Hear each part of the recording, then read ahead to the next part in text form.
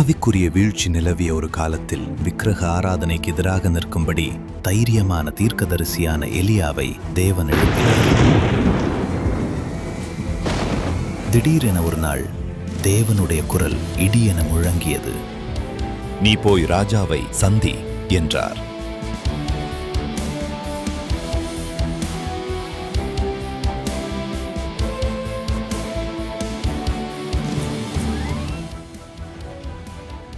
உள்ளே அஹாப் ராஜா பஹால் எனும் மிகப்பெரிய விக்கிரகத்தின் முன் ஆசாரியர்களும் அரச அதிகாரிகளும் சூழ ஆராதனை செய்து கொண்டிருந்தான். ராணி எசபெல் தூரத்திலிருந்து கவனித்துக் கொண்டிருந்தாள். பிரமாண்ட மண்டபத்திற்குள் எலியா நுழைந்தான். தெய்வீக அதிகாரத்துடன் ஒலித்த அவன் குரல், "இஸ்ரவேலின் தேவனாகிய கர்த்தர் ஜீவிக்கிறார் என்பது போல் நான் சொல்வது வரை பனியும் மழையும் பெய்யாதிருக்கும்" என்றான். எலியா சென்ற பின்பு, "இவன் என்ன செய்ய முடியும்?"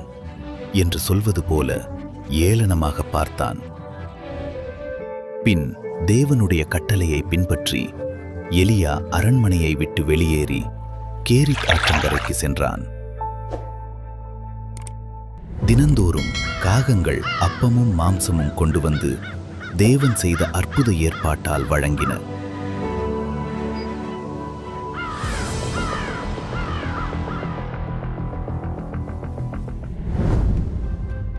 பின் வறட்சி கடுமையாகிய போது அந்த ஆறும் உலரத் தொடங்கியது. அது தேசமெங்கும் பரவி வந்த அவசர நிலையை சின்னமாக காட்டியது. வறட்சியின் தாக்கம் மிகவும் கொடுமையானதாக இருந்தது. அரண்மனையில் இருந்த பசுமையான தோட்டங்கள் வாடின.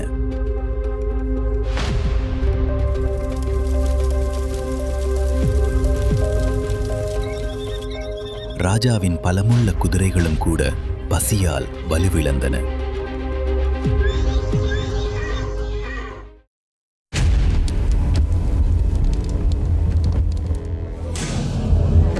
ராஜா ஆகாப் அனைவரும் கர்மேல் மலைக்கு கூட வேண்டும் என்று ஆணையிட்டுள்ளார். ராஜா தலைமையிலான பெரிய பேரணி மலை நோக்கி நகர்ந்தது. அவனுக்கு பின்னால் பால் தீர்க்கதரிசிகள் 450 பேரும் ஆசேரா தீர்க்கதரிசிகள் 400 பேரும் அணிவகுத்துச் சென்றனர். எலியாவும் அவனுடைய உதவியாளரும் கர்மேல் மலை நோக்கி நடந்தனர். பால் தீர்க்கதரிசிகள் தங்கள் பலிபீடத்தை கட்டினர். கற்களை அடுக்கி மரக்கிளைகளை வெட்டி காளையை சடங்குகளுடன் பலியிட்டனர். பால் என்ற பெயரை தொடர்ந்து உச்சரித்தனர். நேரம் செல்ல செல்ல அவர்களின் குதிப்பும் நடனமும் வெறித்தனமாக மாறியது. அப்போது எலியா முன்னே வந்து முகத்தில் ஒரு சிரிப்புடன் கூச்சலிட்டான். "உயர்ந்த குரலில் கூப்பிடுங்கள். உங்கள் தேவன் கனவில் இருக்கலாம், தனக்கான காரியத்தில் இருக்கலாம், அல்லது பயணத்தில் இருக்கலாம்."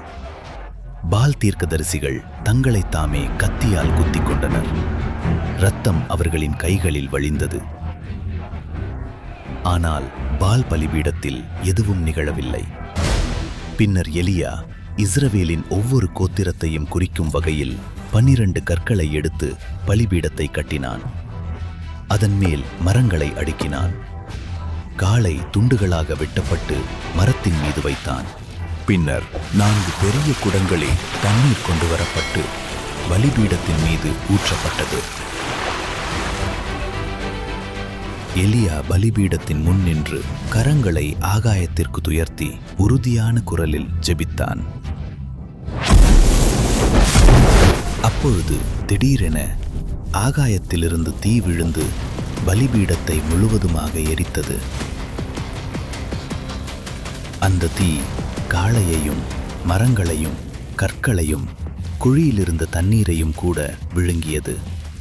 குழியின் ஓரங்களும் எரிந்து தரை முழுவதும் உலர்ந்தது. மக்கள் அனைவரும் முகங்குப்புற விழுந்து, "கர்த்தரே தேவன், ஆம் கர்த்தரே தேவன்" என்று கத்தினர்.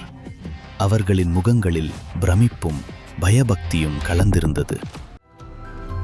அதன் பின்னர் எலியா ஆகாபிடம், "போய் சாப்பிடு, குடி, கனமழையின் சத்தத்தை நான் கேட்கிறேன்" என்று சொன்னான். பின்னர் எலியா கர்மேல் மலையின் உச்சிக்கு சென்று ஜெபித்தான். அவனுடைய ஊழியன் பாறையின் விளிம்பிற்கு சென்றான்.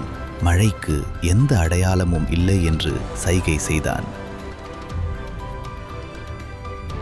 7வது முறையில் அவன் கண்கள் பிரகாசித்தன. மனிதனின் கையைப் போன்ற ஒரு சிறிய மேகம் எழுந்து வருவதை கண்டான். உடனே வானம் இருண்டது. காற்று பலமாக வீசியது. மரங்கள் ஆடியன. ஆகாப் தன் அரச ரதத்தில் ஏறி புறப்பட்டான். புயல் அவனை எதிர்பாராத விதமாக விரட்டியது.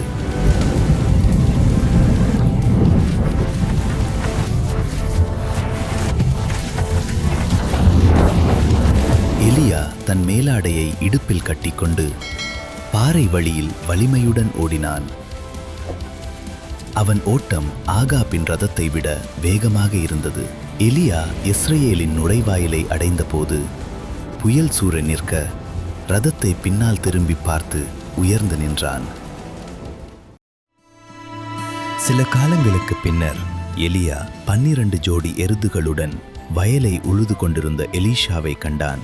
ஒரு வார்த்தையும் பேசாமல் அவன் மேல் தன் போர்வையை எறிந்தான்.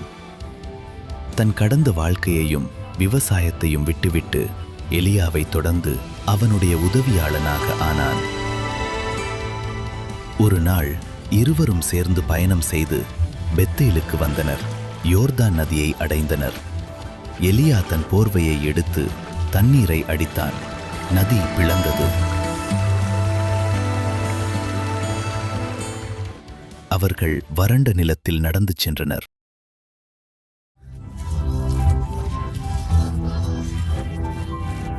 அவர்கள் நடந்து செல்லும் வேளையில் திடீரென ஆகாயத்திலிருந்து அக்கினி ரதமும் அக்கினி குதிரைகளும் அவர்கள் நடுவாக வந்து இருவரையும் பிரித்தது.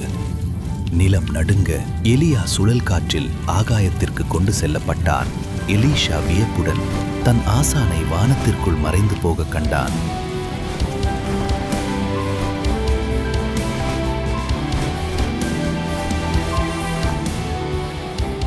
பின்பு எலியாவின் போர்வையை எடுத்து யோர்தானுக்கு திரும்பி நடுங்கும் கைகளுடன் தண்ணீரை அடித்தான்.